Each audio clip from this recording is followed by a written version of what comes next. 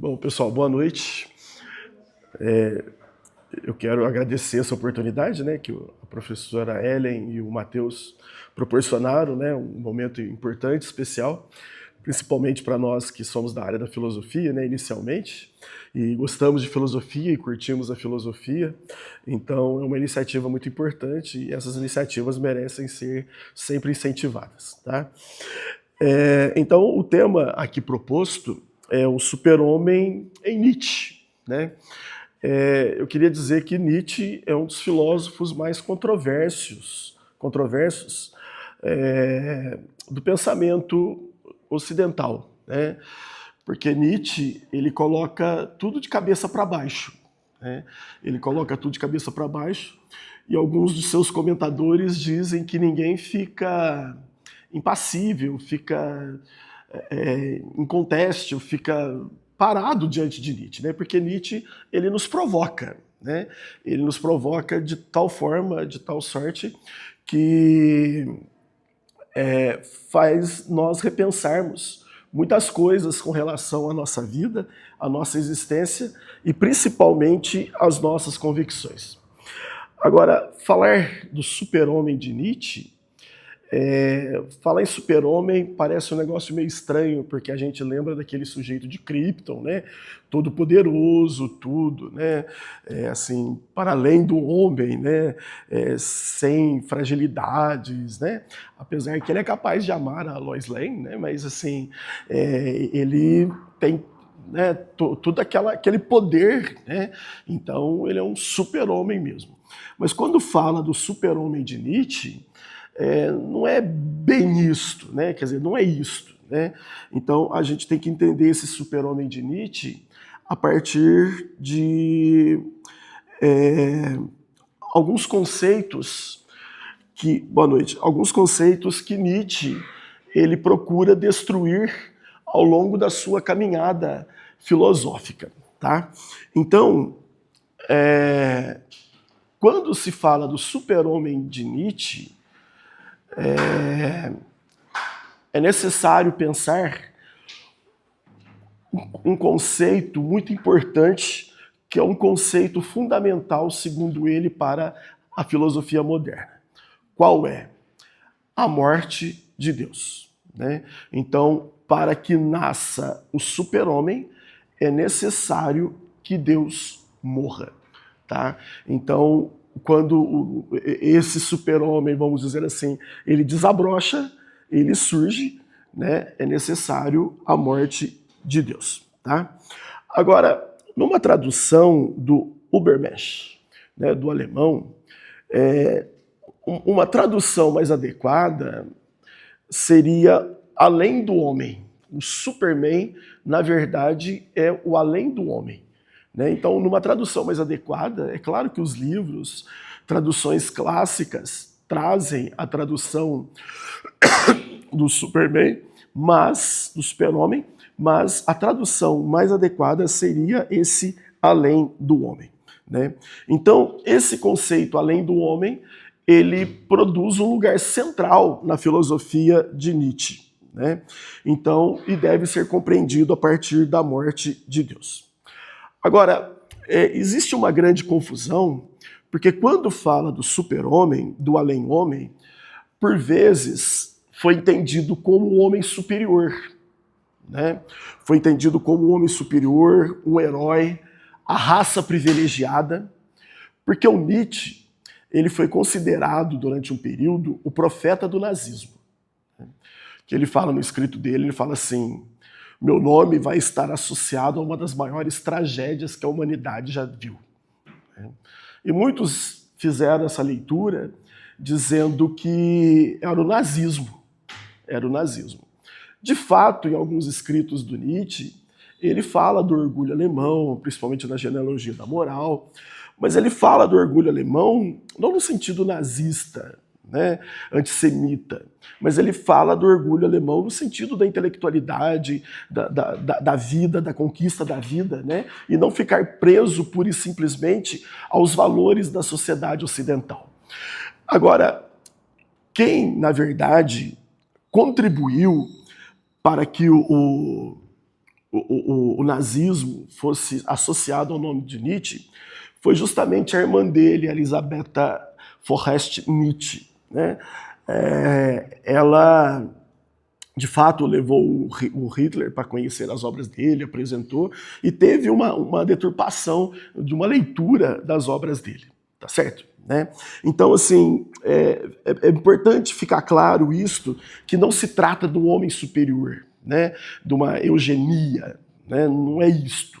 Tá? Mas nós vamos ver do que se trata, então, essa figura. Né? Quer dizer, essa figura é aquela figura que procura criar novos valores, né? E se desvencilhar de certezas metafísicas e religiosas. Tá?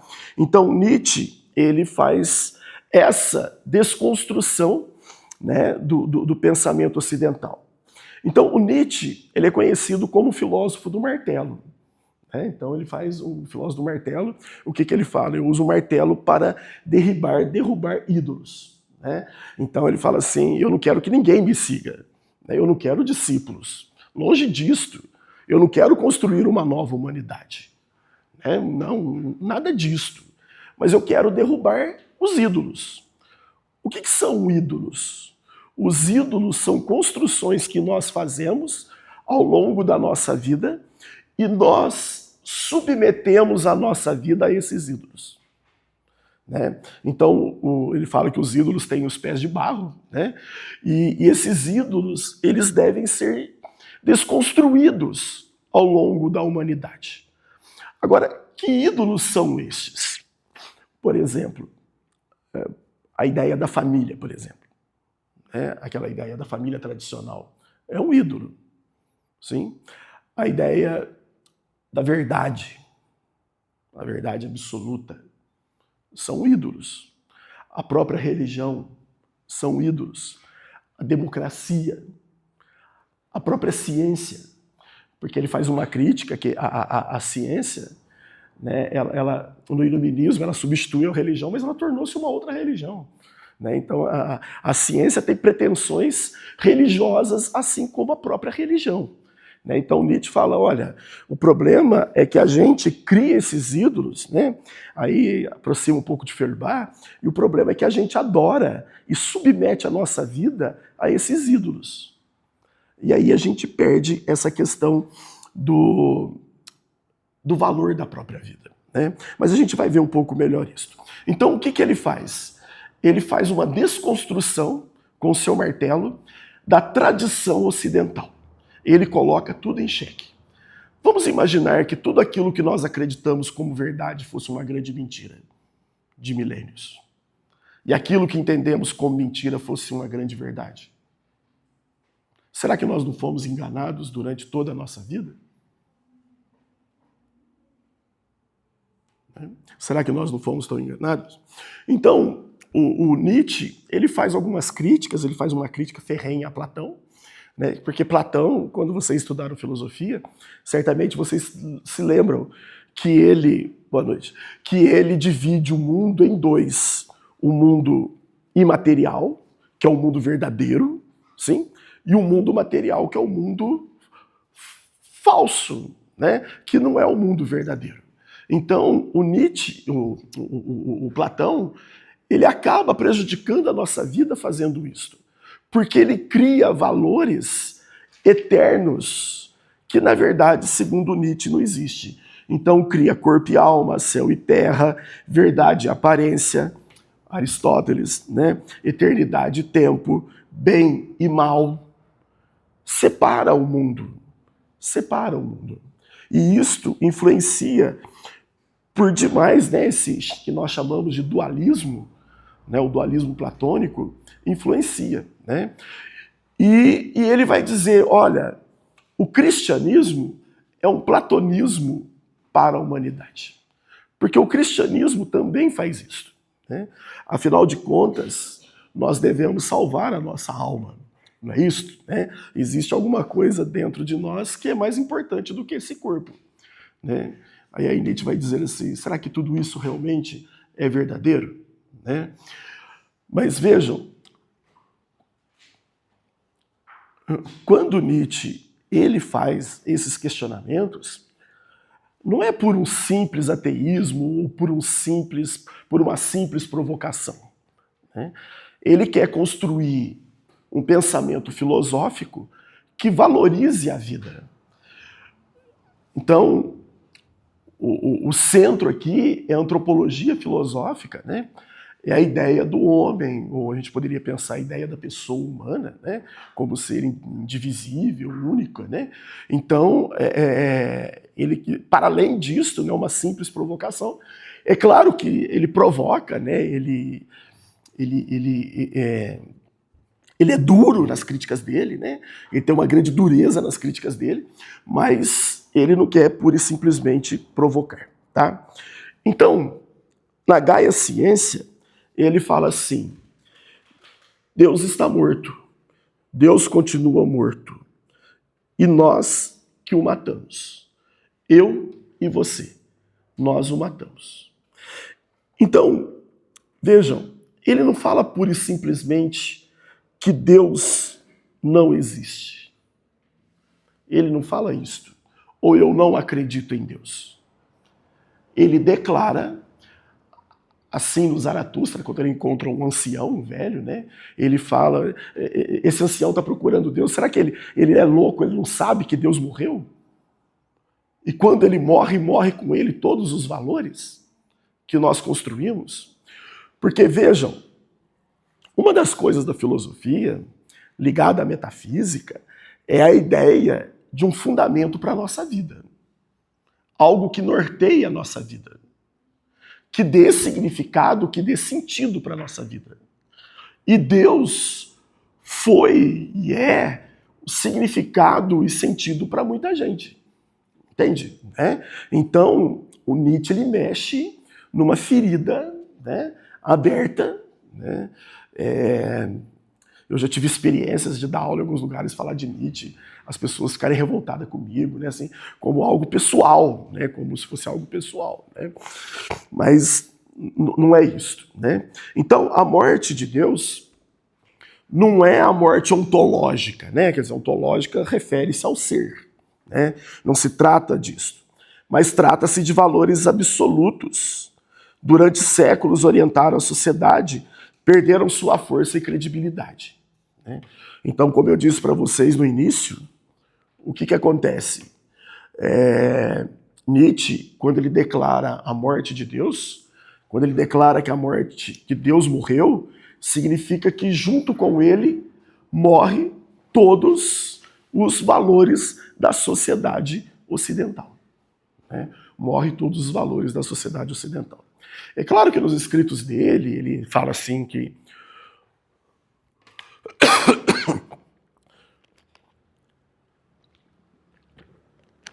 o único cristão mesmo que existiu morreu na cruz, né?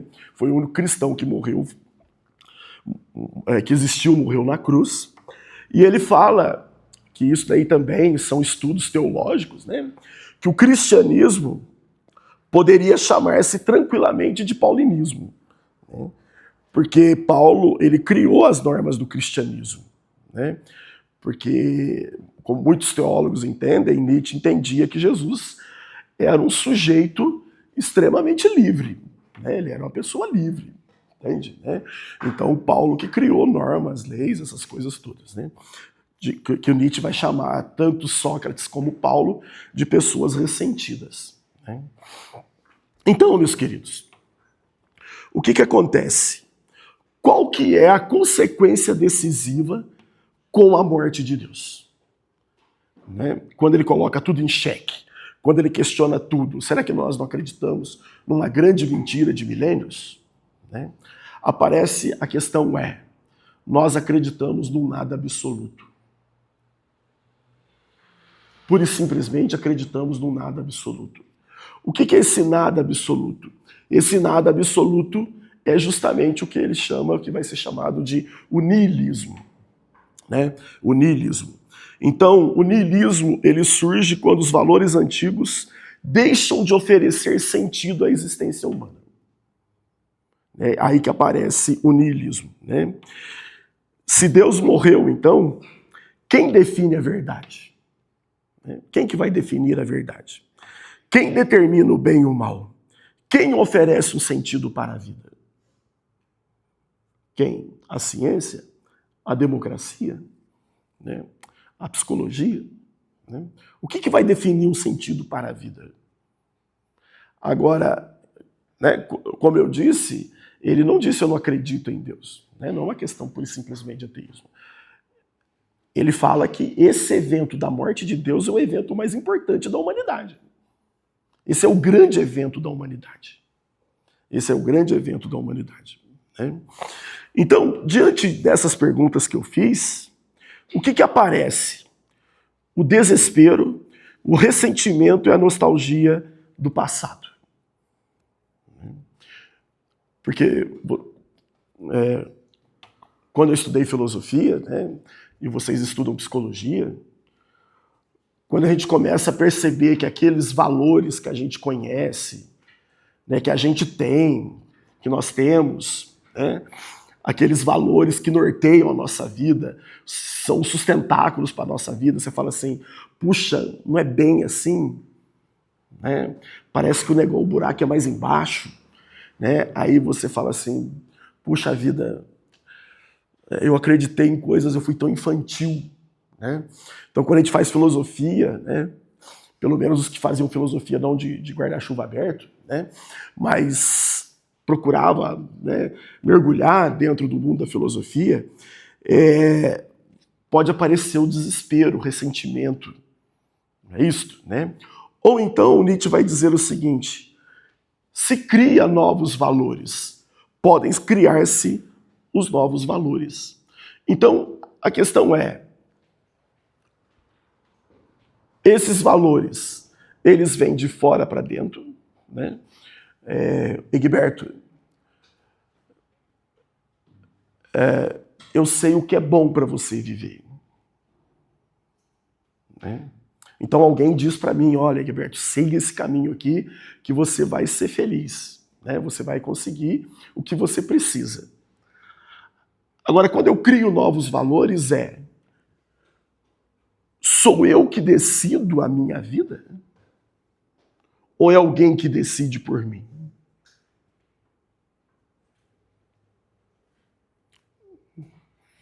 Quer dizer, essa questão é uma questão muito importante. É claro que a pessoa pode fazer isso de bom grado, tudo, mas acontece que você criar os seus valores, você criar a sua vida, você ser capaz de dizer eu quero trilhar esse caminho e não outro, eu sou capaz disto, talvez isto seja extremamente libertador. Talvez isso seja extremamente libertador. Né? Então, criar esses novos valores significa justamente a pessoa viver a própria vida. Né? Então, no Assim Falou Zaratustra, né, o Nietzsche fala, né, o Zaratustra fala, eu vos ensino o além do homem. Né? Essa expressão do além do homem, né, é um movimento de superação da condição humana atual. Né? Porque aqui é uma questão importante, porque aqui não está falando da essência humana.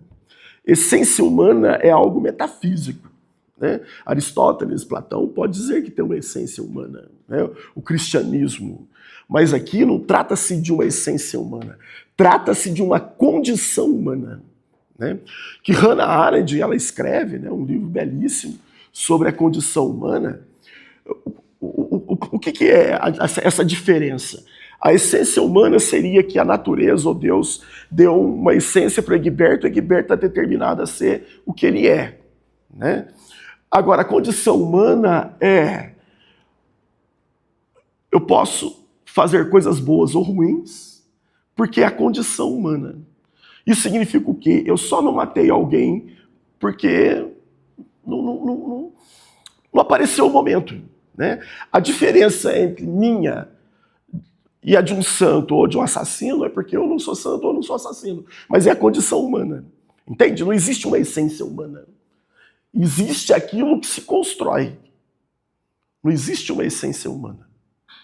Então, para o Nietzsche, o eu sou não faz sentido. Né? O que faz sentido seria uma ideia heracliana de eu estou em devir. Né? Eu sou um vir a ser.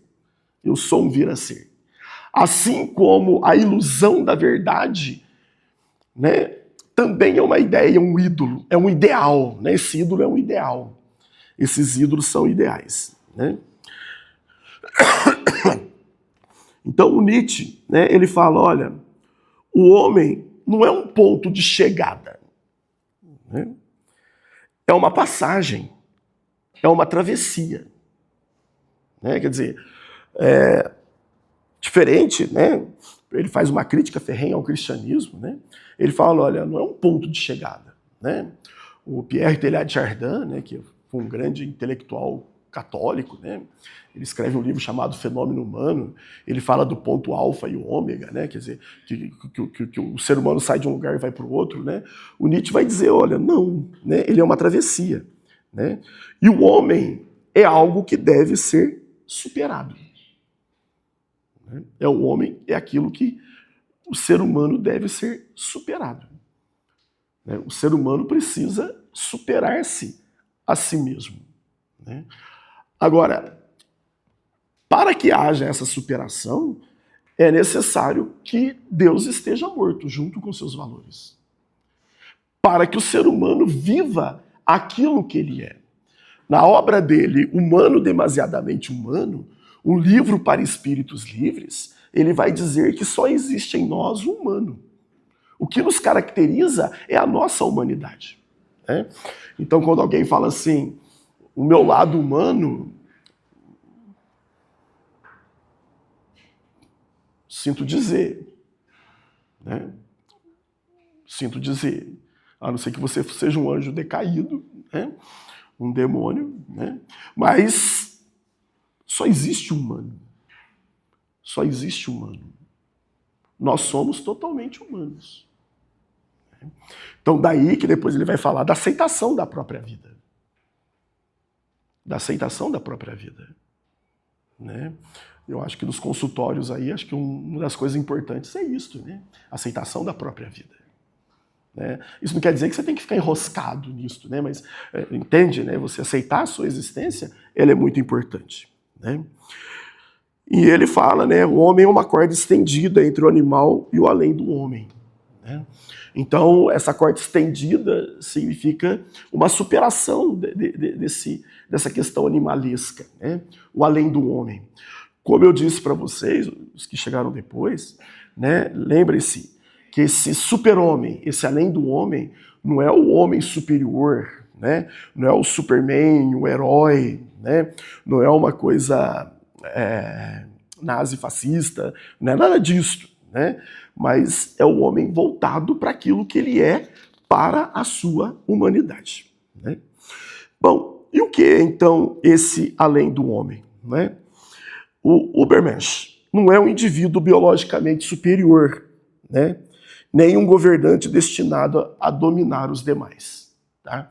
Então ele não é um ser superior, né? Como uma questão de eugenia, nada disso. Né? Ele representa o quê? A autossuperação. Né? Esse super-homem, né? Esse além do homem, representa a autossuperação. O homem deve superar-se a si mesmo. Né? Deve superar-se a si mesmo. E justamente quando nós enterramos esses valores, nós começamos a superar. Né? Então, vocês estão no curso de psicologia, de repente você fala assim, como eu disse, né? Puxa, a minha vida mudou, a minha perspectiva de vida mudou. Né? Então, é uma autossuperação. Né? E eu não me importo mais talvez com picuinhas, com coisas insignificantes, né? Ou me importo menos, né? Não é uma superação total também, não é a felicidade completa, muito pelo contrário, não é isso, nada disso que ele queria. Né? Não é nada disso que ele queria. Tá? É a criação de valores, né? Mas não são aqueles valores antigos, mas são os valores da própria vida. Eu quero que vocês entendam que esse pensamento é um pensamento extremamente subjetivo, né? Ele é extremamente subjetivo. No meu doutorado, eu estudei Gramsci, que é uma outra pegada, né? Então, assim, eu sou uma contradição filosófica, né? Eu sou uma contradição filosófica, entende? Né? Então, aqui está mais para um sujeito burguês, né? Da representante da burguesia, do que qualquer outra coisa. É isso, né? Então, eu sou uma contradição nesse aspecto, né? E esse além do homem, esse super-homem, significa também a autonomia e a afirmação da própria vida. É a afirmação da própria vida, né? Então, mas essa afirmação da própria vida, essa autossuficiência, o desafio não consiste em vencer os outros, mas superar continuamente a si mesmo. Não é eu competir com os outros, competir com vocês, mas eu superar a mim mesmo de uma forma constante, né? O além do homem é aquele que assume a responsabilidade pela própria existência. Aqui está muito próximo do existencialismo, né? Ele assume responsabilidade da própria existência, né? E deixa de depender de fundamentos externos para dar sentido à vida. Isso significa o quê? Quem vai dar sentido para a vida sou eu mesmo. Sou eu mesmo que vou dar sentido para a vida, né? Eu não vou precisar pura e simplesmente de um pensador, de Deus, de alguém que diga, olha, Guilherme, esse aqui é o caminho, vai por aqui. Né? Não, sou eu que vou dar o sentido para na minha vida. Né? E no Assim Falou Zaratustra, o Nietzsche faz um convite muito especial. Né? Ele fala assim, eu vos convido a permanecerem fiéis à terra, pois este é o seu lugar. Né? E que vocês tirem as vossas cabeças das estrelas do céu. O que isso significa? Né? Que Nietzsche ele rejeita mundos transcendentais, promessas de salvação e fuga da realidade. Porque, segundo ele, o nosso lugar é aqui, é a Terra. É a Terra. Então, vejam, né, eu não vou ficar esperando uma promessa vindoura. Não, a realidade é aqui. Porque a criação dessas realidades platônicas, cristãs, tira o nosso centro da existência, que é aqui, que é a Terra. Né? Tira tudo isto. Né? Então, né, o Nietzsche fala que não existe mundo superior que justifique este mundo. Né? De uma certa forma, a vida ela é concreta. Né? É uma forma de materialismo. É uma forma de materialismo, né? Não é um materialismo, evidentemente, marxista, né, do real, mas é uma forma de materialismo, né? Então, o que existe é apenas a vida concreta. É apenas a vida concreta. Oi, Gilberto, mas qual que é o problema de pensar em ter uma outra vida? É que você abre mão da sua vida. Por valores transcendentais. Você abre mão de você mesmo decidir por você. Ok? Então, o Nietzsche, né, no seu livro O Anticristo, né, ele critica formas de pensamento que negam a vida. Né? Ele fala da tradição ascética, que ensinou os homens a desconfiar do corpo, dos instintos e dos desejos. Né? Isso a gente pode relembrar o quanto que a gente aprendeu, né? Assim, toma cuidado com os desejos que você sente, né? Os desejos da carne, né? Você não pode sentir desejos. Não é isto, né? Esse é o ideal ascético.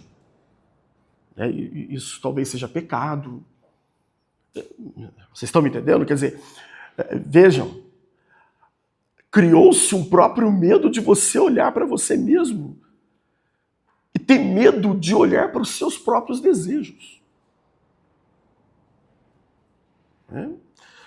Isso torna-se uma coisa talvez meio patológica. Né? Então, ele faz uma filosofia mais afirmativa, dizendo que a vida não deve ser negada. Nós não devemos negar a vida. Por que eu sinto desejo? Por que eu tenho vontade? Por que às vezes eu sinto ódio? Por que eu sinto amor? E qual que é o problema de sentir isso? Porque eu sou humano. Porque eu sou humano. E ele fala que a vida deve ser afirmada. Por quê, pessoal? Porque ele vai dizer que não existe nada mais importante do que a vida. Nada. Não existe um partido político, não existe uma religião, não existe um movimento social, não existe o ideário, né? O ideal de família, o ideal de democracia. Não existe nada mais importante do que a vida. Nada merece nós sacrificarmos a nossa vida por nada.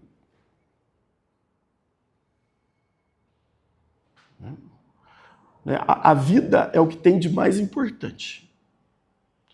Porque, eu volto a repetir, né? A gente cria mundos ideais, ídolos, e nós os adoramos, e nós os veneramos, e nós nos submetemos a eles. O Feuerbach vai chamar isso de uma patologia.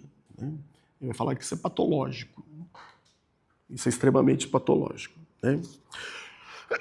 Então, o corpo, os afetos e a experiência humana deixam de ser vistos como obstáculos e passam a ser compreendidos como dimensões fundamentais da existência. Então, vejam, a psicologia, talvez, a professora Ellen pode nos ajudar melhor aí, entra bastante nesse campo. Os afetos, o corpo, a experiência humana, eles devem ser compreendidos como dimensões da existência humana. Porque isso é parte da existência humana. Ou é a existência humana. Como eu disse, o meu lado humano é só o meu lado humano. Eu não tenho um lado divino. O meu lado humano é só o meu lado humano. E quando esse, além do homem, esse super-homem, ele sai, ele se liberta, deixa eu ver se dá tempo aqui, brevemente, no Ecce Homo, na obra dele Ecce Homo, que é praticamente uma bibliografia, uma autobiografia, melhor dizendo, ele fala assim: minha fórmula para a grandeza do homem é o amor fati. O amor fati. Não é o amor fético, não. É o amor fati. O que é esse amor fati? Significa amor ao destino. Amar aquilo que é o necessário. Quer dizer, é amar a minha vida. Isso não quer dizer que eu não possa mudar a minha vida, não é eu entregar o destino, não é isto. Mas é eu entregar aquilo que eu sou. E ao mesmo tempo trabalhar com isso, evidentemente. Mas não fugir da minha realidade. É amar o necessário. Então você pode dizer assim, por que você faz psicologia? Para ajudar a humanidade. Sinto muito, você vai ajudar a humanidade coisa nenhuma. Você pode ajudar uma pessoa ou outra. Isso é metafísica. Entende? Passa a humanidade. Porque o que existe é o agora. É esse destino.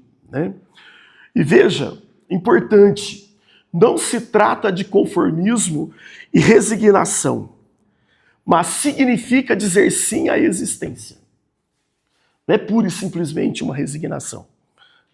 É aceitar a própria vida, o próprio passado e a própria condição sem desejar que fossem diferentes.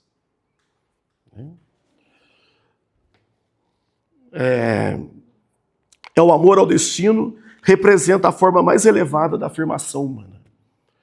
Você não precisa ficar preso ao passado, pensando ao futuro, ficar preocupado por que eu deixei de fazer, por que eu não fiz, por que eu sinto isso, por que eu tenho esses desejos. Não, é aceitação da vida.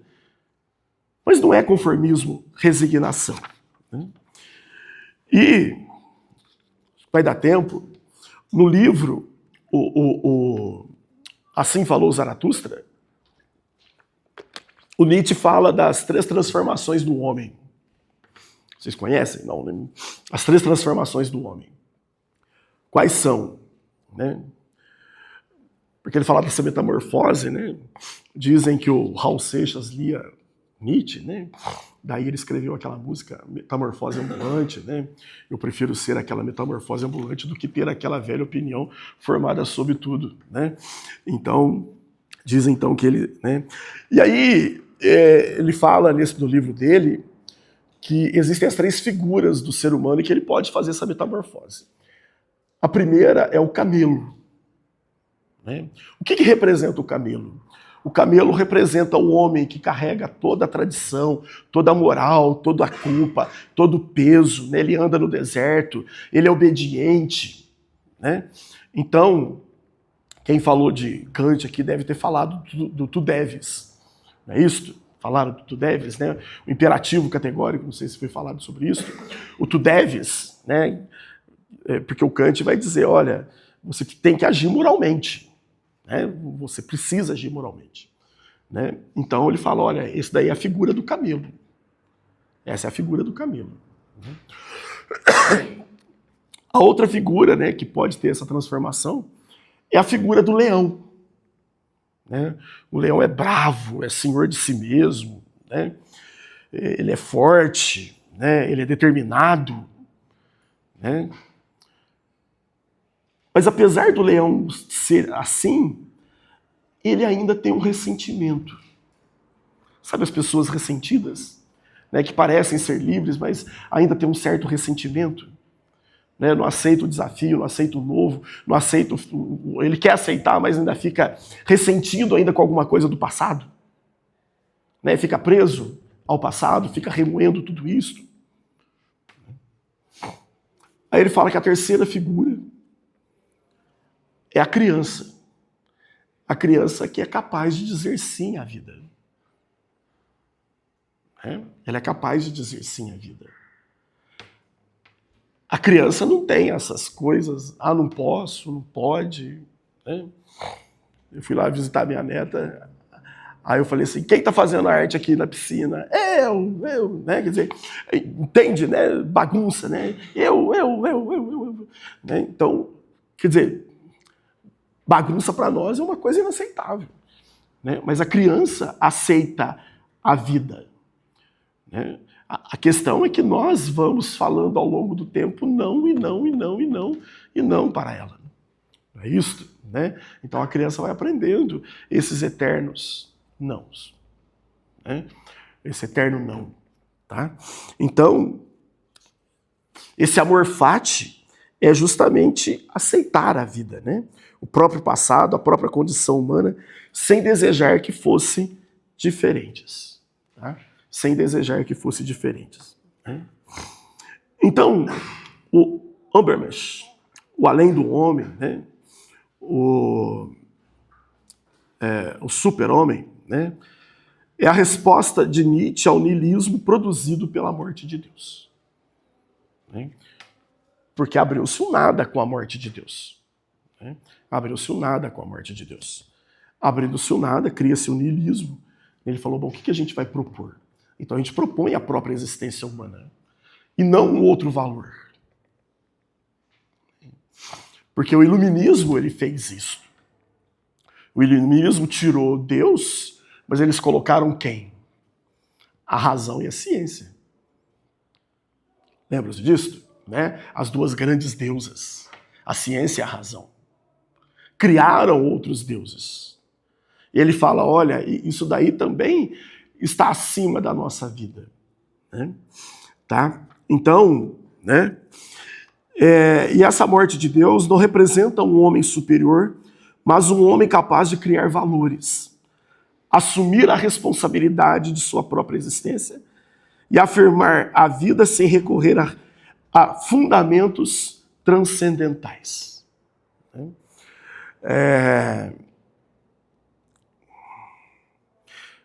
Perdão, pessoal, na verdade são fundamentos transcendentes, não transcendentais. Né? Os transcendentais são kantianos. Né? Os transcendentes, né? Metafísicos, o além-mundo. Né? Então, é aqui que nós devemos assumir a nossa própria vida, assumir a nossa própria responsabilidade. Né? É um dizer sim sempre à vida, é sempre afirmar a vida. Né? Apesar das grandes contradições. Né? E aí a gente pode dizer que a grande contribuição de Nietzsche consiste em deslocar o centro da reflexão filosófica para a própria vida. Né? Vocês viram aí que Platão ele fala do mundo das ideias, isso. O Tomás de Aquino, Aristóteles ele vai falar do motor imóvel. Né? Acho que não teve São Tomás de Aquino, né? Mas tem também um motor imóvel que é Deus. Né? Porque o Nietzsche, não sei se vocês se lembram, quando vocês estudaram filosofia, o Nietzsche vai dizer que os verdadeiros filósofos eram os filósofos pré-socráticos. Por quê? Porque os filósofos pré-socráticos, eles procuram o sentido da vida não fora do cosmos, mas procuram o sentido da vida dentro do cosmos, dentro do mundo. Então, eles eram verdadeiros filósofos. Depois, Platão, Aristóteles, Sócrates, eles pegam e colocam para fora do mundo. Né? Procuram uma experiência metafísica. Né? Então, ao invés de buscar verdades absolutas em outro mundo, ele convida o homem a tornar-se aquilo que é. Tenha coragem, ele não fala bem assim, né? Mas tenha coragem de tornar-se aquilo que és. Isso é extremamente libertador, volto a dizer, porque né, o ser humano é capaz de olhar para si mesmo, né, entender que ele é humano, né, entender que ele deve superar-se a si mesmo, mas ele é capaz de se reconhecer. Né? Ele é capaz de se reconhecer. Você não precisa fazer uma fuga. Né? Eu não preciso ser santo, modelo de alguém. Eu preciso ser eu. Eu preciso ser eu. Né? Eu preciso ser eu. Talvez, né, uma frase que sintetize um pouco isto, né? Torna-te quem tu és. Né? Torna-te quem tu és. Eu acho que isso até na academia, né, na universidade é importante, porque às vezes a gente tem aquela tentação de repetir o que os nossos professores falavam, é isso, né? Os nossos, falar numa filosofia mais antiga, né, os nossos mestres, é isso, né? Os nossos discípulos, né, faziam, que a gente repetir, né? Mas o importante é a gente tornar aquilo que é, seja quanto pessoa, e de uma certa forma seja intelectualmente também. Né? Seja intelectualmente também. Tá? Então a grandeza humana não está em alcançar uma perfeição definitiva. Não é perfeição, pessoal. Né? O Nietzsche não está afim de perfeição. Mas em parecer aberta ao processo de autossuperação e criação de si mesmo. Né? Então é sempre um processo de abertura. Porque o ser humano, ele é finito, mas o nosso desejo ele é infinito. Né? Nós somos seres desejantes. Né? É claro que a psicanálise vai dizer, olha, talvez o meu desejo não seja o meu desejo, tal, mas enfim, mas nós somos, talvez o meu desejo seja o desejo do outro, mas enfim, nós somos seres desejantes. Nós não somos seres pura e simplesmente findamos, né? Então, esse processo, né, de abertura, né, de autossuperação e criação de si mesmo, né? Tá? Então, né, o Nietzsche, né, traz essa proposta, né, para que o além do homem, né, seja essa superação, né, seja essa criança, seja capaz de dizer sim à vida, não ter medo do passado, né?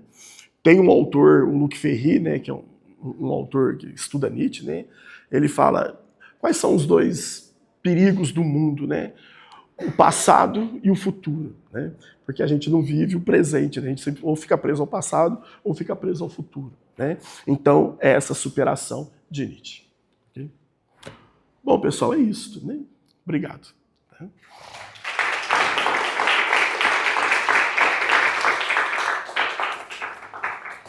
A professora Ela entrou em contato comigo essa semana, ela falou que estava tudo certo para fazer a palestra.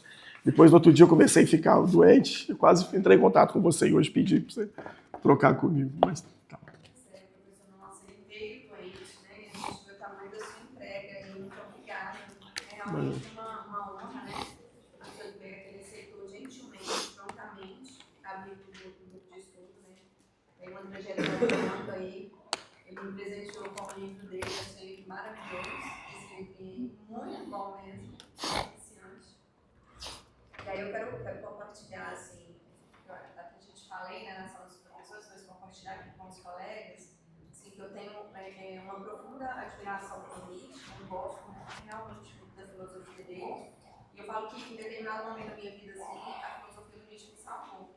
Eu tinha 20 anos de idade, saí de uma república, fui morar sozinha, e a solidão pra mim me assombrava, assim, de uma forma que eu pensei, meu Deus. E aí, né, foi bem na época que eu comecei a estudar o existencialismo, e eu comprei, assim, falou Zaratustra. Gente, eu li esse livro 6 vezes já.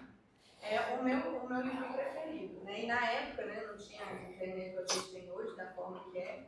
Eu lembro que eu andava com um dicionário, olhando as palavras difíceis, porque é isso, né? Mas realmente é uma leitura que vale muito a pena. Eu sei que se alguém aqui já leu, mas assim, eu recomendo, né? É um livro tanto, já li outros livros dele também, mas esse livro me marcou assim, de uma maneira muito especial. E me mudou, assim, me mudou mesmo. A minha relação comigo mesmo, a minha relação com estar só, né? Eu entendi que isso pode ser engrandecedor. Né, e isso me ajudou a me conhecer bem mais. Então, vira e mexe, eu revisito assim, a filosofia dele, porque realmente me ampara. Então, realmente é uma grande honra te escutar. Muito, muito obrigada mesmo. Obrigado pelo convite, né? E parabéns de novo pela iniciativa, viu, Matheus? Né, professora? Tá? E alguém tem alguma dúvida? Gostaria de falar? Algo que gostaria de comentar sobre? Eu achei interessante, eu não sabia dessa analogia que ele fazia com a criança. Eu tinha ouvido lá do camelo e do leão, e é interessante porque quando ele fala sobre, tipo, ele é sempre muito enfático nas expressões dele. Eu quero ser um martelo. Então a gente imagina algo bem grande, assim, monstruoso. Aí no final, a força que ele nos propõe é a força de uma criança. Olha que contraste legal, né? Que é uma autenticidade. É um dizer sim para a vida, de se descobrir e deixar essa força vir à tona, né? Então acho que é uma leitura muito interessante, assim, muito válida. Sim, aí a gente entende que não é esse super-homem, né, esse ser biologicamente superior, né, não é nada disso, né, mas é a pessoa entregue à vida, né, entregue ao seu lugar, entregue ao mundo, né, que é essa criança. Na verdade, eles agem assim, né, depois que o mundo vai nos impregnando, né, a moral, né, o superego, né, essas coisas todas. Né. E eu tenho só uma dúvida, professor, que ao longo da fala eu fiquei pensando assim, partilhando mesmo, né? Porque Nietzsche ele critica muito essa questão da ascese, no sentido desse dizer não, para dar espaço para o desejo mesmo, né? Mas a gente parar para pensar assim, dizer sim, a gente precisa também dizer o não para algumas coisas, né? Por exemplo, igual os desejos, se a gente for às vezes seguir eles na sua intensidade, a gente precisa de um equilíbrio, seja às vezes no comer, em outras, um exemplo, na questão da comida. Nietzsche ele propunha algum caminho nesse sentido, porque a gente vai criar uma nova moral, uma moral do super-homem. Aí é algo mais fluido ou existe um caminho nesse sentido? sabe? Porque ele critica a ascese, mas na prática ela é importante em alguns pontos, né? Para a gente poder conquistar alguns objetivos.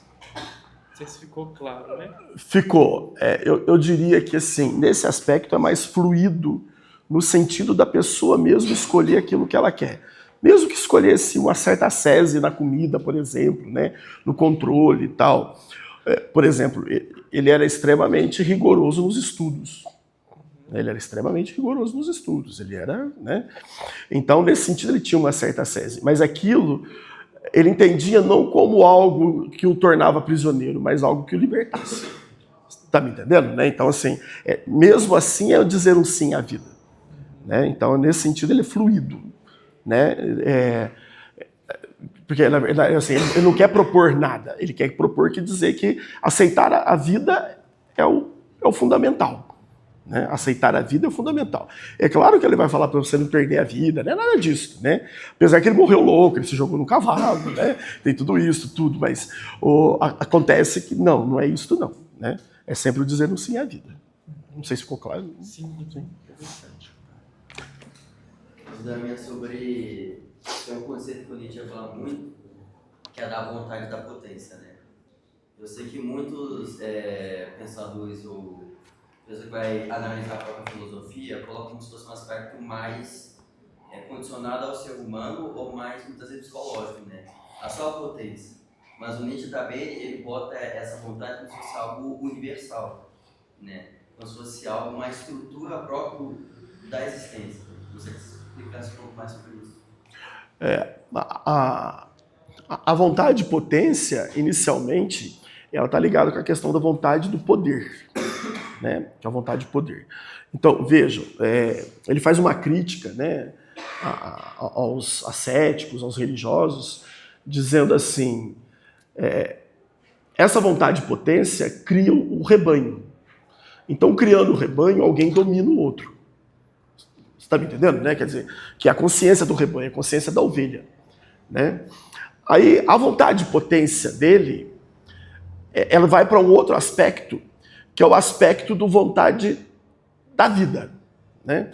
Que está muito ligado com aquela vontade de potência de Spinoza, o desejo da vida, o desejo de força, né? O desejo de viver, né? A potência da vida. Então, né, por exemplo, até esses dias minha potência de vida estava boa. Eu fiquei doente, a minha potência de vida diminuiu. Né? Então, lembra um pouco esse aspecto psicológico. Entende? Né?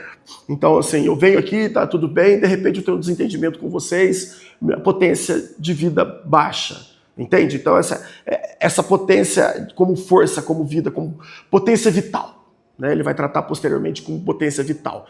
Então, quando você assume essa potência vital, você se desvincula também de preceitos metafísicos, religiosos, transcendentes. Né? Você se desvincula disso. Então, tem nesse aspecto. É uma forma de transformação, né? Não é social, assim, né? É uma forma de transformação mesmo, né? Transformação de si como superação de si mesmo. Como superação de si mesmo. Pois não. Um comentário que eu gostaria de fazer, que a gente estava comentando um dia na sala, sobre qual que seria o papel da filosofia, né? A importância de ser essa ferramenta, da gente poder trazer uma perspectiva diferente da vida, né? Visto esse mundo que a gente está superficial, onde as pessoas vão perdendo a sua própria humanidade, né? E uma coisa que eu acho interessante do Nietzsche é que ele prega muito sobre a vida, porque hoje a gente é perdido não só em essência, mas também de propósito de viver, né? E eu acho que ele prega muito, ele traz muito essa questão da existência, da vida, das experiências, da urgência de viver, que toda vida ela vale a pena ser vivida, né? Que é parte da essência do humano, é viver, eu acho, né?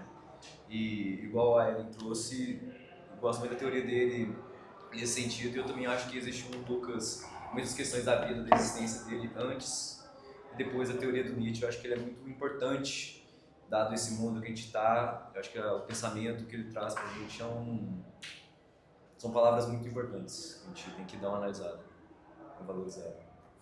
Ah, sim, porque ele coloca o centro da atenção, né, da existência na humanidade mesmo, né? Quer dizer, naquilo que nós somos. Porque quando nós deslocamos isso para fora, nós abrimos mão daquilo que nós somos. Entende? Nós abrimos mão daquilo que nós somos. Então o Feuerbach, por exemplo, ele fala, por exemplo, né, o Nietzsche não fala isso, mas o Feuerbach fala que Deus é uma projeção nossa. Deus é tal qual o nosso coração. Entende? Então o que a gente faz? A gente projeta em outro ser aquilo que nós temos desejo de ser. Né? E ele vai falar, olha, seja honesto com você, retome para você aquilo que você é. Né? No livro dele, A Essência do Cristianismo, ele fala isso. Então Nietzsche, né, vai dizer mais ou menos isso, né? Olha, assuma aquilo que você é, a sua humanidade. Né? Assuma aquilo que você tem. Né? Porque isso é o mais bonito que tem. Quando eu coloco para fora aquilo que eu sou, talvez eu estou sendo desonesto comigo mesmo. É uma desonestidade. Né? Tanto essa questão de religião, quando a gente falou do celular, das tecnologias, que a gente está refém de todas as coisas, a gente direcionando a gente mesmo para outras coisas, se distraindo e fugindo, né, essas tentativas de fuga, nossa própria humanidade, a gente vai se esvaindo da essência e vai se tornando só mais um aí, né? Então a gente vai nossa própria humanidade. É que o Heidegger fala que, por fim, o sentido que a gente busca acaba terminando na técnica, né? Por fim, o sentido de tudo acaba na técnica, né? Se não é em Deus, pelo menos acaba aqui, né? Que, né, a gente quase fica doido se a bateria está acabando, tal, né? Quer dizer, né, é uma forma de você abrir mão daquilo que você é.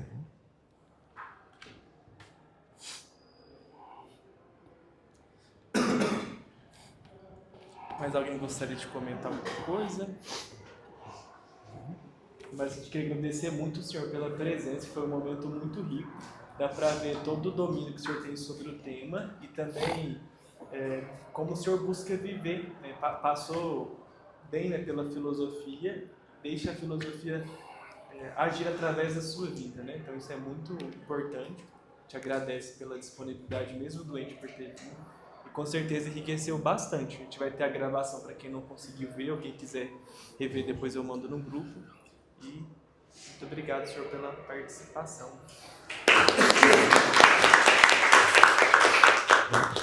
Obrigado, gente. Foi um prazer.